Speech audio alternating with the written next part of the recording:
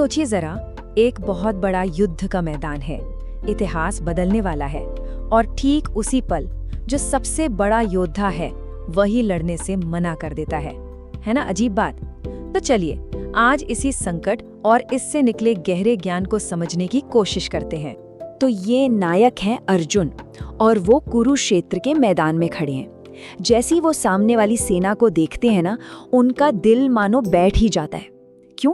क्योंकि सामने कोई अनजान दुश्मन नहीं है, सामने हैं उनके अपने लोग, उनके परिवार वाले, उनके प्रियजन और वो गुरु जिनसे उन्होंने सब कुछ सीखा।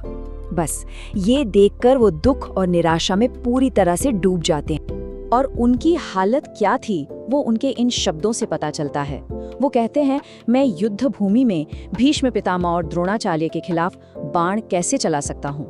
वो तो पूजनीय हैं। सोचिए जरा, ये उनके लिए कितना मुश्किल रहा होगा।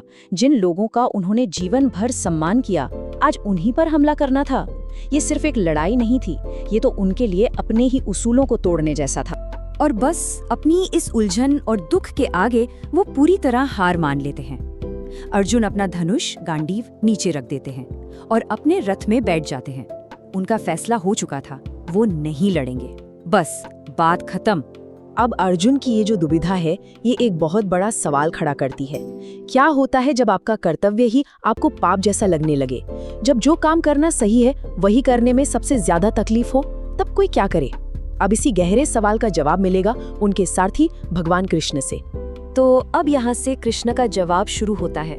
लेकिन देखिए, मजे की बात यह है कि कृष्ण सीधे सीधे युद्ध की बात नहीं करते। नहीं, वो इस पूरी बातचीत को एक बिल्कुल ही अलग लेवल पर ले जाते हैं, एक बहुत ही गहरे दार्शनिक सच की तरफ। कृष्ण का सबसे पहला उपदेश ही बड़ा गहरा है। वो कहते हैं, समझदार लोग न तो जिंदा लोगों के लिए शोक करते हैं और न ही मरे हुए लोगों के लिए। मतलब उनका कहना है कि ये जो दुख है ये अज्ञानता से आता है। हम उन चीजों के लिए दुखी हो रहे हैं जो टेम्पररी हैं, जो हमेशा नहीं रहने वाली। असली समझ तो इस बात में है कि हम ये जाने कि क्या हमेशा रहता है और क्या बस कुछ समय के लिए है। और इसी शिक्षा का जो सेंट्रल आइडिया है वो है आत्मन, मतलब हमारी आत्मा। कृष्ण समझाते हैं कि हम सब के अंदर एक स्व है, एक सेल्फ है जो इस शरीर से बिल्कुल अलग है।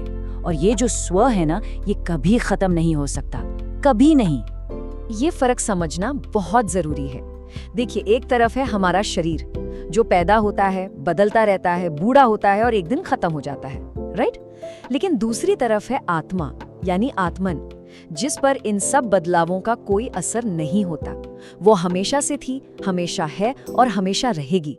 तो कृष्ण यही समझा रहे हैं कि अर्जुन का जो दुख है वो इस नाशवान शरीर के लिए है, उस अमर आत्मा के लिए नहीं। और इसी बात पर जोर देते हुए वो कहते हैं, ये आत्मा न कभी जन्म लेती है और ना ही कभी मरती है। ये अजन्मा, नित्य, सनातन और पुरातन है। शरीर के मारे जाने पर भी ये नहीं मारी जाती।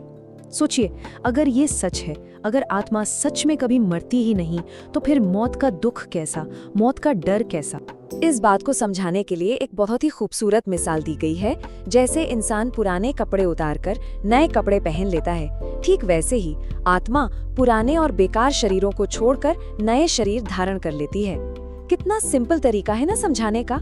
मतलब मौत कोई अंत नहीं है, वो तो बस एक बदलाव है, एक ट्रांसफॉर्मेशन। ठीक है, तो आत्मा अमर है, ये बात तो समझ आ गई। लेकिन इस फिलॉसफिकल ज्ञान का प्रैक्टिकल लाइफ में क्या करें? इसे अपनी डे टू डे लाइफ में कैसे उतारें? तो चलिए अब देखते हैं कि कृष्ण इस ज्ञान को अर्जुन के लिए एक प्रैक्टिकल रास्ते में कैसे बदलते हैं। कृष्ण अब अर्जुन को उनकी धर्म की याद दिलाते हैं। धर्म मतलब उनका कर्तव्य, उनकी रिस्पॉन्सिबिलिटी। एक क्षत्रिय होने के नाते, एक योद्धा होने के नाते इस धर्म युद्ध में लड़ना ही उनका धर्म था। और अगर वो इससे भागते तो ये सिर्फ कायरता नहीं होती, बल्कि उनके धर्म का अपमान भी होता और इससे उन्हें सिर्फ बदनामी ही मिलती। और फिर आता है गीता का शायद सबसे ज्यादा जाना माना और सबसे जरूरी श्लोक। ये कर्म योग का आप कह सकते हैं फाउंडेशन है। तुम्हारा अधिकार सिर्फ कर्म करने पर है, उसके फल पर कभी नहीं। इसका मतलब क्या हुआ? मतलब ये कि हमारा काम है अपना कर्म करना, अपना बेस्ट देना। जो भी नतीजा होगा, जो भी रिजल्ट होगा, वो हमारे हाथ में है ही नहीं। और अर्जुन की जो उलझन थी ना, उसका हल यही है कर्म योग। यानी अपना काम करो, अपना कर्तव्य निभाओ, पूरी स्किल और लगन से करो, लेकिन रिजल्ट की चिंता मत करो, फल की इच्छा मत करो। जीत होगी या हार, सुख मिलेगा या दुख, इसकी परवाह किए बिना अपना काम करो। यही है कर्म के बंधन से आजाद होने का रास्ता। तो सवाल ये है कि ये अनासक्त कर्म मतलब बिना अटैचमेंट के काम किया कैसे जाए? इसे हम 3 सिंपल स्टेप्स में समझ सकते हैं। स्टेप 1, अपने धर्म को, अपने कर्तव्य को समझो। स्टेप 2, उस काम को पूरी कुशलता से, पूरी एबिलिटी से करो। और स्टेप 3, जो कि सबसे मुश्किल और सबसे जरूरी है, रिजल्ट से कोई लगाव मत रखो, उसे ईश्वर पर छोड़ दो। अच्छा, तो ये सब करने का फायदा क्या है? इस रास्ते पर चलने का लक्ष्य क्या है? इसका गोल है एक ऐसी मेंटल स्टेट को पाना, एक ऐसे मन को पाना जो एकदम स्थिर हो, जिसे कोई हिला ना सके, एक प्रबुद्ध मन। ये सुनकर अर्जुन एक बहुत ही प्रैक्टिकल सवाल पूछते हैं। वो कहते हैं, ठीक है, लेकिन ये जो स्थिर बुद्धि वाला इंसान है, जो दिव्य चेतना में स्थित है, वो दिखता कैसा है? वो बोलता कैसे है? बैठता कैसे है? चलता कैसे है? मतलब असल जिंदगी में उसकी पहचान क्या है? इसके जवाब में कृष्ण एक स्थिर मन वाले इंसान के कुछ गुण बताते हैं। वो कहते हैं कि ऐसा इंसान दुखों से परेशान नहीं होता, उसे सुखों की कोई लालसा नहीं होती, वो लगाव, डर और गुस्से से आजाद होता है। अच्छा हो या बुरा, उस पर ज्यादा फर्क नहीं पड़ता।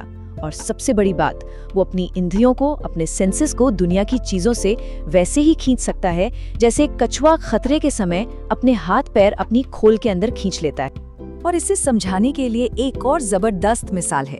कहा गया है कि जिस इंसान को इच्छाओं का लगातार प्रवाह विचलित नहीं करता, ठीक उस समुद्र की तरह जिसमें नदियां आकर मिलती रहती हैं, पर वो हमेशा शांत और स्थिर रहता है, सिर्फ वही इंसान शांति पा सकता है। मतलब इच्छाएं तो आएंगी, डिजायर्स तो आएंगी, लेकिन वो उसके मन की शांति को भंग नहीं कर पाएंगी। और ये सारी बातें हमें आज के समय के लिए एक बहुत जरूरी सवाल पर लाकर खड़ा कर देती हैं। आज की इस दुनिया में जहां हर तरफ डिस्ट्रैक्शंस हैं, इतना शोर है, ऐसी दुनिया में एक स्थिर मन पाने का मतलब क्या है? क्या ये मुमकिन भी है? और ये हजारों साल पुराना ज्ञान आज हमारी जिंदगी को रास्ता दिखाने में कैसे मदद कर सकता है? इस पर सोचिएगा जरूर।